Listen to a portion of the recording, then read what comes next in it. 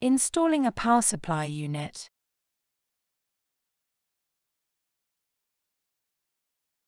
Lower the power supply unit into the chassis, and then slide it toward the opening on the rear side of the chassis until the release tab snaps into place.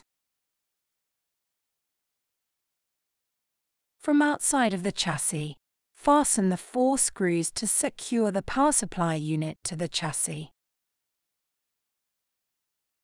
Connect the processor power cable and system power cable to the system board.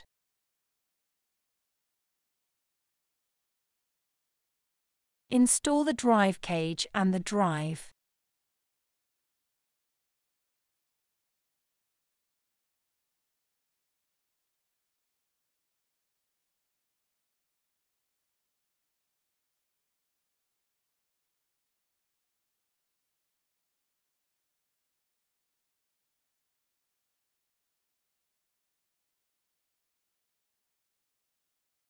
Install the server cover.